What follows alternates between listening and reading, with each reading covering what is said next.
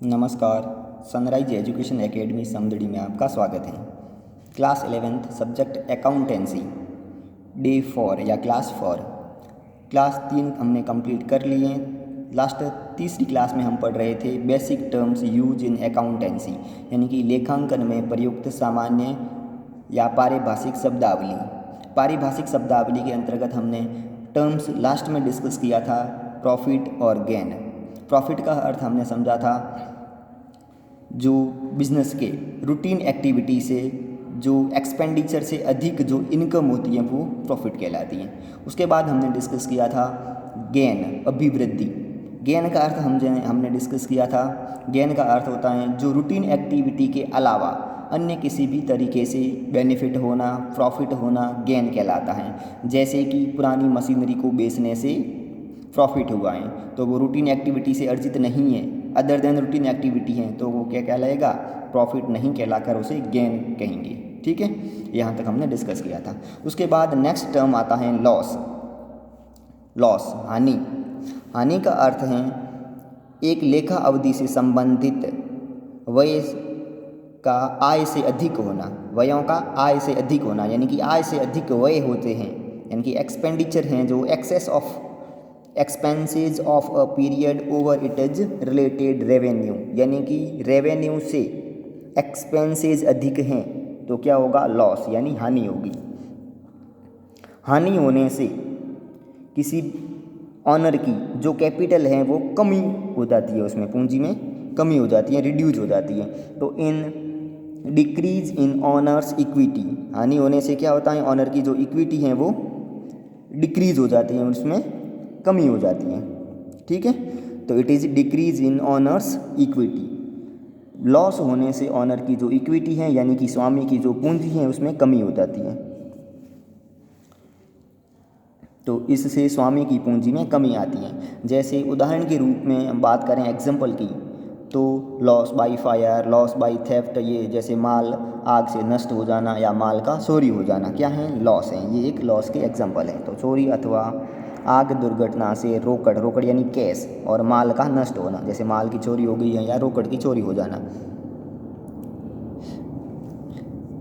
Cash और goods lost by theft और fire किसके एग्जाम्पल हैं, लॉस के एग्जाम्पल हैं। It is also include loss on sale of fix assets, यदि स्थायी संपत्तियों को बेच दिया, उनसे लॉस हुआ है तो वो भी इस लॉस के अंतर्गत इंक्लूड किया जाएगा, शामिल किया जाएगा। ठीक है,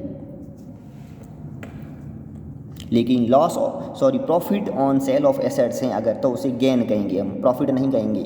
क्या नाम देंगे, profit on sale of assets हैं अगर, यदि पुरानी संपत्ति को बेचने से लाभ हुआ है तो उसे प्रॉफिट नहीं मानकर उसे गेन मानेंगे, क्योंकि वो अदर देन रूटीन एक्टिविटी है, व्यवसाय के दैनिक क्रियाओं के अलावा आय हैं, तो उसे अभिवृद्धि नाम देंगे, इंग्लिश में जैसे गेन कहेंगे। उसके बाद हम डिस्कस करेंगे डिस्काउंट। नेक्स्ट टर्म्स है, अगला टर्म्स है, नेक्स्ट टर्म आएगा डिस्काउंट, यानी कि बट्टा, और या इसे कटौती भी कहते हैं, बट्टा भी कहते हैं या इसे कटौती भी कहते हैं। बट्टा को कटौती भी लिखा जाता है। तो discount is a deduction in price of goods sold, यानी कि जो माल बेचा गया है उसके मूल्य में कमी करना, यानी बेचे गए माल के मूल्य में कमी करना, डिडक्शन करना, क्या कहलाता है, डिस्काउंट।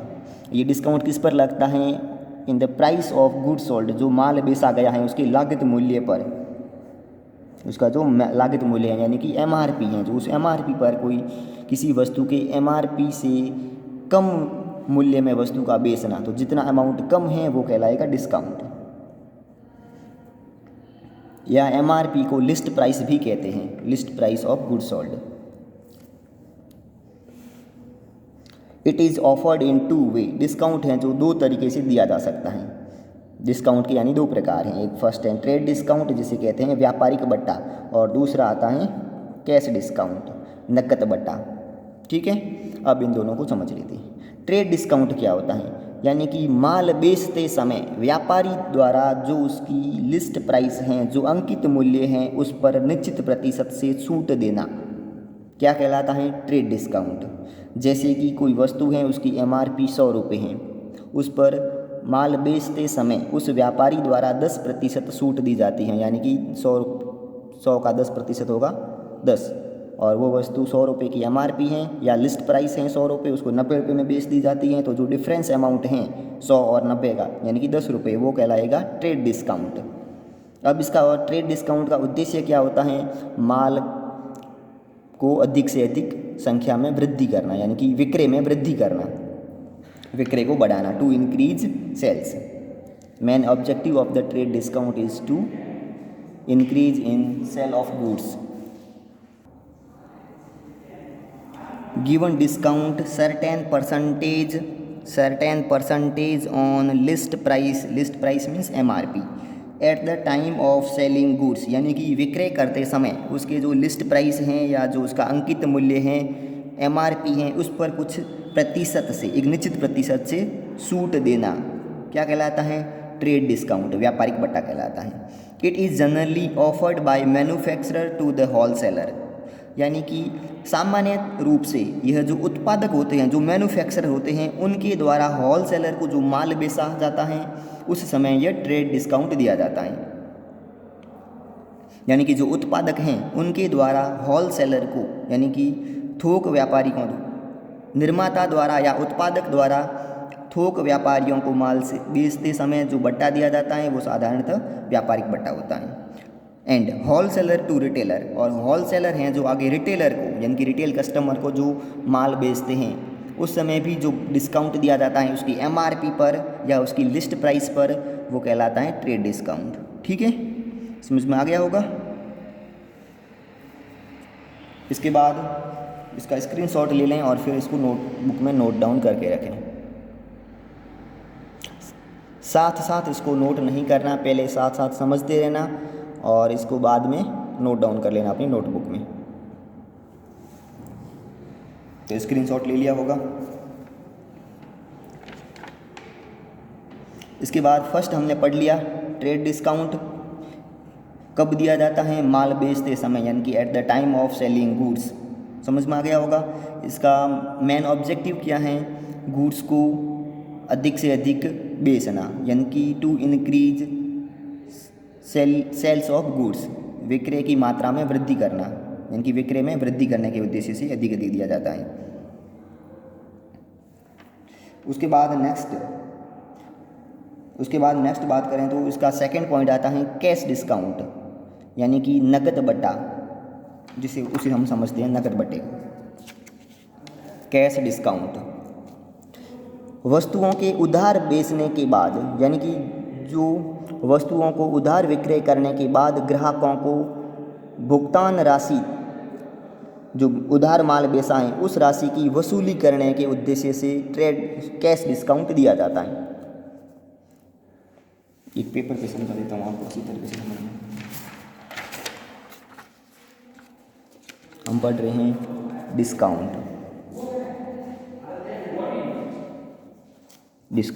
डिस्काउंट का अर्थ है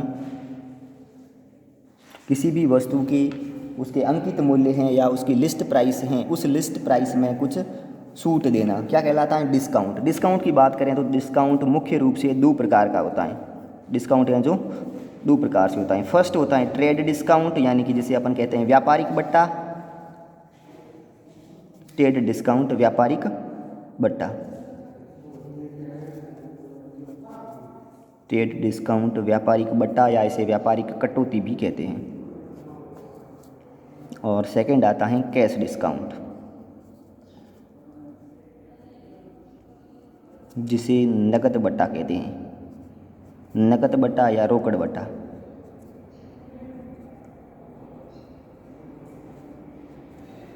ठीक है। ट्रेड डिस्काउंट जैसे हमने पढ़ा कब दिया जाता है? माल विक्रय करते समय, जब on the time of selling of goods, on time of selling goods, माल विक्रय करते समय दिया जाता है। किस पर दिया जाता है? तो ऑन लिस्ट प्राइस या on MRP, on list price, अंकित मूल्य पर दिया जाता है, या जो अंकित मूल्य भी कहते हैं या जिसे कहा जाता है सूची मूल्य जो वस्तु की जनरली बात की जाए तो जो वस्तु की MRP होती है उस पर दिया जाता है। थर्ड पॉइंट की बात करें तो इसका देने का उद्देश्य क्या होता है, ऑब्जेक्टिव क्या होता है। व्यापारिक बट्टा देने का उद्देश्य होता है विक्रय में वृद्धि करना, टू इंक्रीज सेल्स। विक्रय में वृद्धि करना।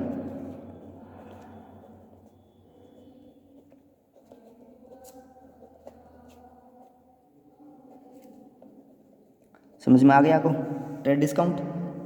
3 पॉइंट ध्यान रखने, माल का विक्रय करते समय दिया जाता है, माल की सूची मूल्य यानी कि जो लिस्ट प्राइस होती है या जो MRP होती है उस पर दिया जाता है, और थर्ड उसका ऑब्जेक्टिव क्या होता है, विक्रय की मात्रा में वृद्धि करना या विक्रय में वृद्धि करना, एक ही बात है।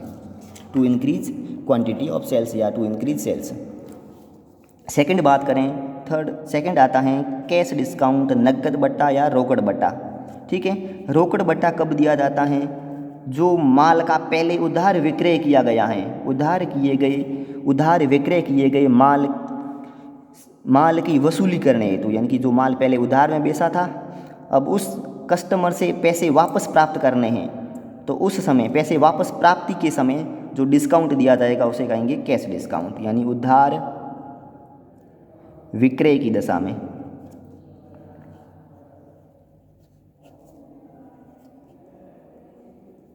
उधार विक्रय की दशा में कस्टमर से, अभी तो अपन कस्टमर समझ लेते हैं लेकिन उसे अकाउंट की लैंग्वेज में वो पैसे देने वाला है तो उसे डेटर्स कहेंगे, यानी कि जो उधार विक्रय किया है या जो डेटर्स हैं उससे कैश रिसीव करते समय जो डिस्काउंट दिया जाता है कस्टमर से, अमाउंट रिसीव करते समय यानी कि धनराशि प्राप्त करते समय जो अमाउंट जो डिस्काउंट दिया जाता है वो कैश डिस्काउंट कहलाता है। तो कौन से अमाउंट पर दिया जाता है, उधार विक्रय यानी कि जो क्रेडिट सेल्स हैं, क्रेडिट सेल्स कितने अमाउंट की है उस अमाउंट पर डिस्काउंट दिया जाएगा। उसमें भी जितना पेमेंट कैश में पेमेंट करेंगे, उधार विक्रय में से नकद भुगतान जितना कैश पेमेंट किया जा रहा है उस अमाउंट पर ही देंगे जितना कैश पेमेंट किया जा रहा है। उधार विक्रय में से नकद राशि देने पर जितना कैश में amount, cash paid on cash paid, जितना अमाउंट कैश में पेमेंट करेंगे उस पेमेंट वाले अमाउंट पर सर्टेन परसेंटेज से कैश डिस्काउंट दिया जाएगा। थर्ड पॉइंट जैसे उसमें समझा ऑब्जेक्टिव, तो इसमें भी समझते हैं इस देने का उद्देश्य क्या है। ऑब्जेक्टिव है टू अर्न कैश इमीडिएटली, यानी कि तुरंत नकद प्राप्त करना, टू अर्न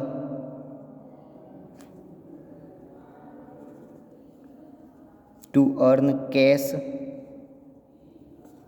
इमीडिएटली।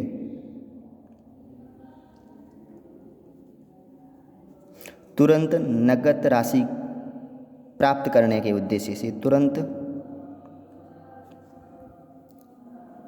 नकद राशि प्राप्त करने के उद्देश्य से कैश डिस्काउंट दिया जाता है। ठीक है, यानी कि पहले जो उधार विक्रय किया गया है अब उस कस्टमर से कैश में राशि तुरंत प्राप्त करने के लिए कैश डिस्काउंट दिया जाता है, जिससे कि उस डेटर्स को प्रेरित किया जा सके। किसके बारे में प्रेरित किया जा सके कि वो समय पर पेमेंट कर दें, इसलिए उसे प्रेरित करने के उद्देश्य से कैश डिस्काउंट दिया जाता है। तो समझ में आ गया होगा। ठीक है,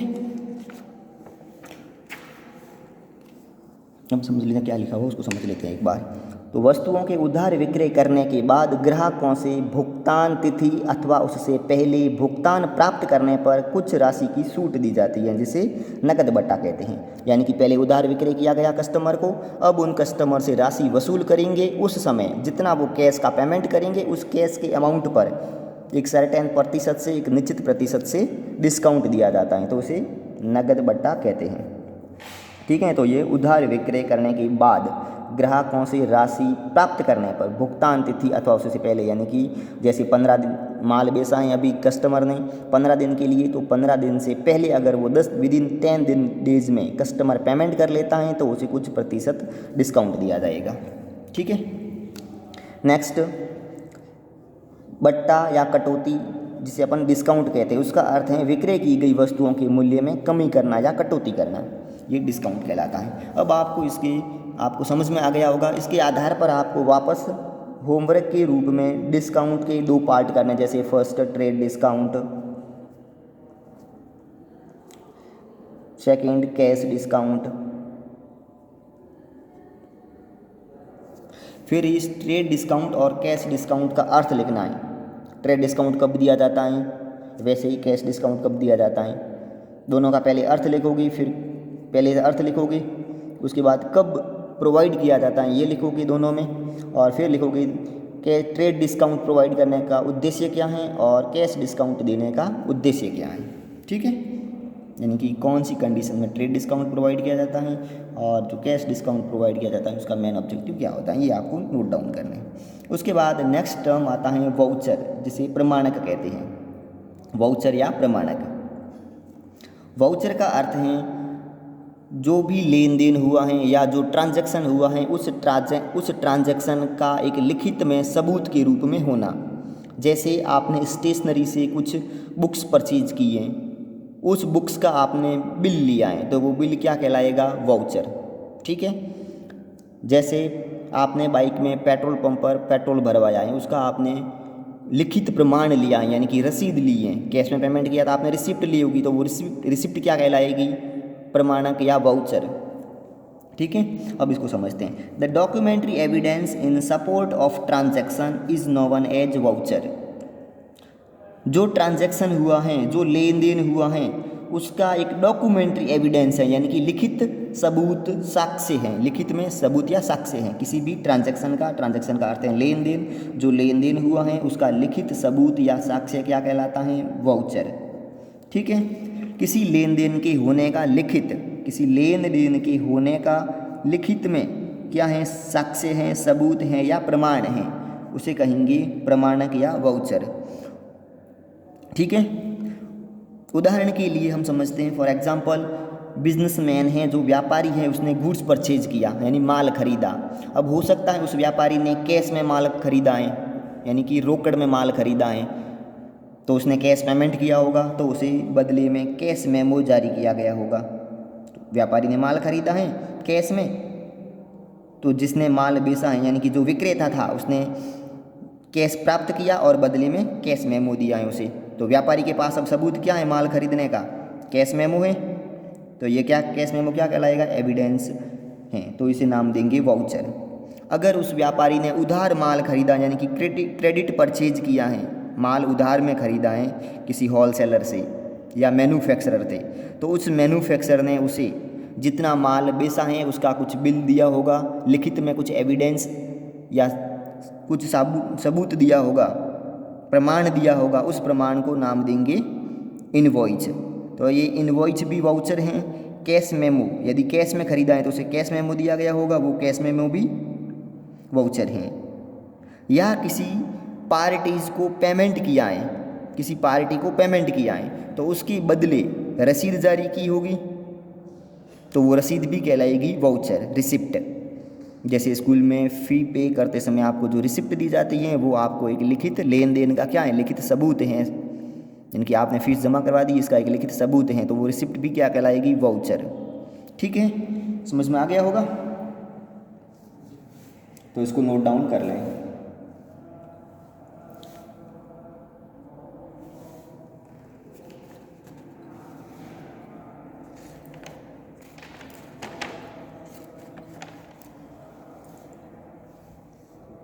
स्क्रीनशॉट ले लिया होगा या नोट डाउन कर लिया होगा। ठीक है,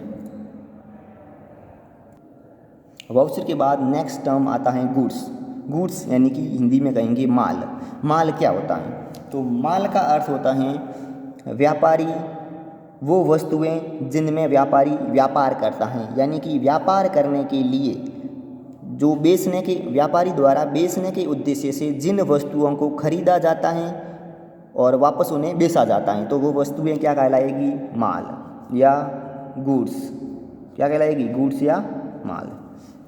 ठीक है, तो इसका अर्थ है व्यापारी द्वारा बेचने के उद्देश्य से वापस रीसेल करने के उद्देश्य से जो वस्तुएं खरीदी जाती हैं उन्हें जो वस्तुएं या जो गुड्स या जो कॉमोडिटी प्रोडक्ट खरीदे जाते हैं उनको नाम दिया जाता है व्यापारी द्वारा गुड्स। तो it refer to the product in which the business unit is dealing, यानी कि बिजनेसमैन द्वारा वे प्रोडक्ट जिनमें बिजनेसमैन डीलिंग करता है, यानी कि जिनको खरीदता और बेचता है, वो क्या कहलाएगा? गुड्स।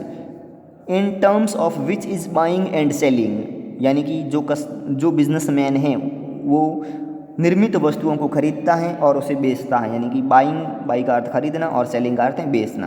तो जो निर्मित वस्तुओं का अगर व्यापार करता है तो जो वस्तुएं उसने खरीदी और जो बेची हैं वो गुड्स कहलाएगा।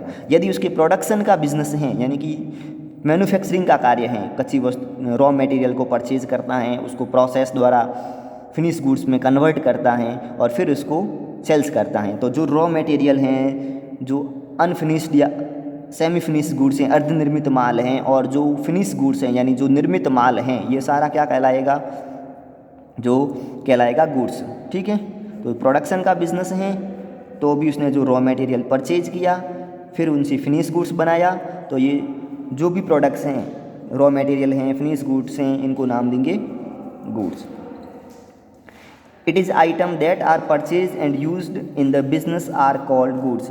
जो बिजनेस में वापस रीसेल करने के ऑब्जेक्टिव से परचेज किया जाता है उन्हें गुड्स नाम दिया जाता है, और जिनको बिजनेस में यूज करने के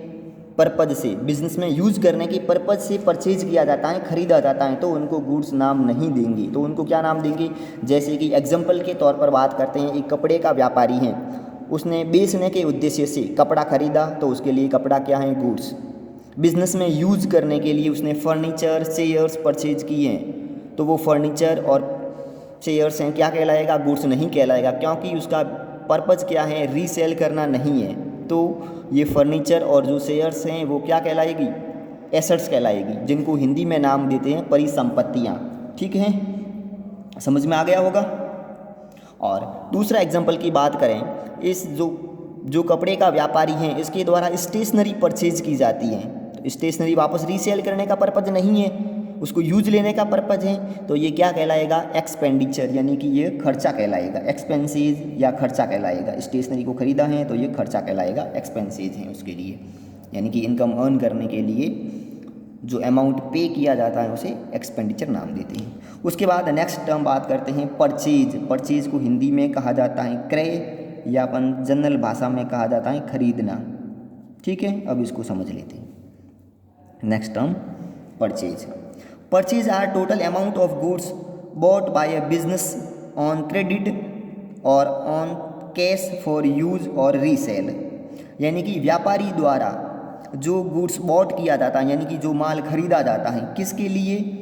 बिजनेस करने के लिए। ठीक है, अब चाहे वो उधार में खरीदा है यानी कि ऑन क्रेडिट बेस में खरीदा है, या चाहे कैश पेमेंट करके उस गुड्स को परचेज किया है, वो दोनों ही कंडीशन में परचेज में शामिल होगा। ठीक है, उसका मेन पर्पज क्या होना चाहिए? रीसेल करना बिजनेस में, या उसका बिजनेस में यूज करना। ठीक है, तो क्रय का अर्थ है एक व्यवसाय द्वारा नकद अथवा उधार खरीदी गई वस्तुओं का कुल मूल्य क्रय कहलाता है। ठीक है, समझ में आ गया होगा। तो इनको नोटबुक में नोट डाउन कर लें, और या अभी स्क्रीनशॉट लेके रख लें, बाद में अपने नोटबुक में इसे नोट डाउन कर लें। तो ये टर्म समझ में आ गए होंगे, गुड्स और परचेज। उसके बाद नेक्स्ट टर्म्स आता है, स्क्रीनशॉट ले लिया होगा ना। उसके बाद नेक्स्ट टर्म आता है ड्राइंग्स। ड्राइंग्स का अर्थ समझ लेते हैं, ड्राइंग्स क्या होता है। ड्राइंग्स का अर्थ है व्यापारी द्वारा अपने स्वयं के प्रयोग के लिए, व्यापारी द्वारा अपने स्वयं के प्रयोग के लिए या निजी प्रयोग के लिए कैश विड्रॉल करता है, बिजनेस से कैश विड्रॉल करता है, नकद पैसे निकालता है बिजनेस से, क्या कहलाएगा? ड्राइंग। अब ये ड्राइंग कैश के फॉर्म में भी हो सकता है या गुड्स के फॉर्म में भी हो सकता है। गुड्स का अर्थ है माल, यानी व्यापारी द्वारा अपने निजी प्रयोग के लिए, पर्सनल यूज़ के लिए कैश विड्रॉल करता है, फॉर्म से कैश विड्रॉल करता है, बिजनेस से कैश का विड्रॉल करता है या गुड्स का विड्रॉल करता है, वो दोनों ही कंडीशन में उसे ड्राइंग्स माना जाएगा। ठीक है, आहरण माना जाएगा। विथड्रॉन ऑफ मनी और goods by honour. Withdrawn of money और गुड्स, चाहे मनी विड्रॉल की है उसने पर्सनल यूज़ के लिए, या गुड्स का विड्रॉल किया है किसके द्वारा, bye honour. From the business, business से विड्रॉल किया है किसके लिए, for personal use, personal use करने के लिए फॉर्म से चाहे कैश विड्रॉल किया है चाहे गुड्स विड्रॉल किया है, इन दोनों ही कंडीशन में उसे ड्राइंग कहा जाएगा। ठीक है, समझ में आ गया होगा। Drawing reduces the investment of owner. Drawing का अर्थ है पैसे निकालना, चाहे कैश में निकाले हो फॉर्म में से या माल के रूप में निकाले हो, दोनों ही कंडीशन में उसने जो फॉर्म में या बिजनेस में जो इन्वेस्टमेंट किया है, जो निवेश किया है, उस निवेश में कमी होगी। स्वामी के द्वारा जो निवेश किया गया है उस निवेश में कमी होगी। अगर कैश विड्रॉल किया है तो उसने जो कैपिटल लगाई थी, उस लगाई गई कैपिटल थी, जो पूंजी थी, उसमें कमी हो गई है। अगर माल का आहरण किया है तो उसने जो खरीदा गया माल है, यानी जो गुड्स परचेज किया था, उस परचेज की गई गुड्स में कमी हो जाएगी, क्योंकि उसमें से उसने पर्सनल यूज़ के लिए विड्रॉन कर लिया है, निकाल लिया है गुड्स। ठीक है, समझ में आ गया होगा।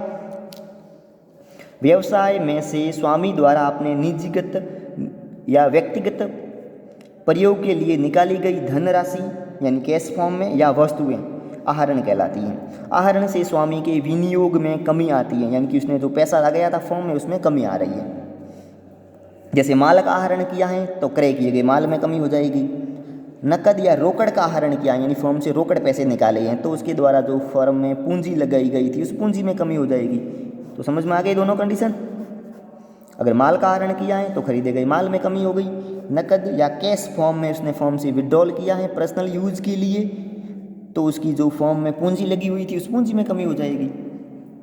ठीक है, तो उसके बाद नेक्स्ट टर्म समझते हैं स्टॉक। नेक्स्ट टर्म समझते हैं स्टॉक। स्टॉक का अर्थ क्या होता है। साधारण शब्दों में बात की जाए तो स्टॉक को हिंदी में कहा जाता है, स्टॉक भी लिखते हैं या स्कंद भी लिखते हैं। साधारण शब्दों में बात है बिना बिका हुआ माल। स्टॉक का अर्थ क्या होता है, बिना बिका हुआ माल, यानी कि अनसोल्ड गुड्स, बिना बिका माल, अनसोल्ड गुड्स। अनसोल्ड गुड्स यानी कि ऐसा गुड्स जो अभी तक सेल आउट नहीं हुआ है, अनसोल्ड हैं, उसे नाम देंगे स्टॉक। और इसे इन्वेंट्री भी कहा जाता है। स्टॉक को इन्वेंट्री भी कहा जाता है। Stock is generally known as inventories. Stock means a part of purchase goods which are laying unsold, यानी कि खरीदा गया वह माल, a part of purchase goods यानी खरीदे गया माल का वो भाग जो अभी तक बिका नहीं है, यानी कि बिना बिके व्यवसाय में है, वो क्या कहलाएगा, स्टॉक। अब stock are mainly two types. Generally stock two types का होता है। एक तो व्यापार के शुरुआत में, यानी कि वित्तीय वर्ष के शुरुआत में जो बिना बिका हुआ माल है उसे नाम देंगे ओपनिंग स्टॉक। क्या नाम देंगे, ओपनिंग स्टॉक, यानी कि unsold goods at the time of beginning of the year.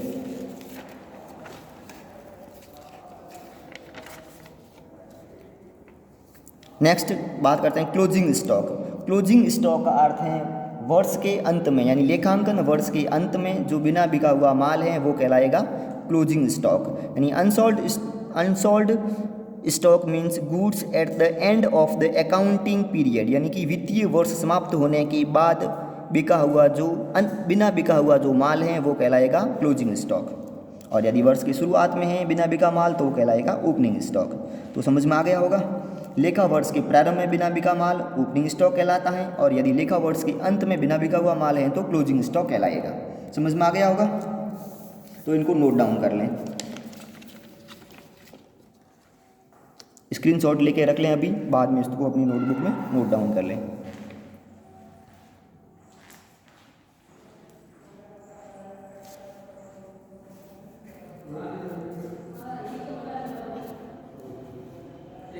भी यहाँ तक स्क्रीनशॉट ले लें।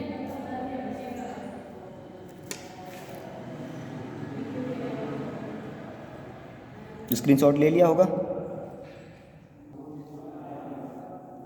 ठीक है। तो समझ में आ गया होगा आपको opening stock means unsold goods at the beginning of the accounting year. और सेकंड हमने पढ़ा था closing stock means unsold goods at the end of the accounting period, लेखा वर्ष के अंत में जो बिना बिका हुआ माल है। ठीक है, यहाँ तक आपने नोट कर लिया होगा। उसके बाद नेक्स्ट हम टर्म्स डिवाइड। नेक्स्ट टर्म आता है डेटर्स, जिसे हम कहते हैं देनदार। देनदार का अर्थ है उधार में बेचा गया माल। किसी भी व्यक्ति या संस्था को उधार में माल बेच दिया है, अब वो क्या है, पैसे देने वाला है, तो क्या कहलाएगा, देनदार। टर्म्स याद कैसे करोगे, देनदार यानी डेटर्स, डेटर्स डी से याद रखोगे, हिंदी में कहेंगे देनदार यानी कि पैसे देने वाला। कोई भी सही व्यक्ति हो सकता है या कोई भी दूसरा बिजनेस या कोई दूसरी एंटिटी यानी कि कोई भी संस्था हो सकती है। अब पैसे कौन सी कंडीशन में वो पे करेगा, पैसे कौन सी कंडीशन में देगा, यानी कि उसको पहले उधार माल बेचा गया है तभी तो वो पेमेंट करेगा, देनदार।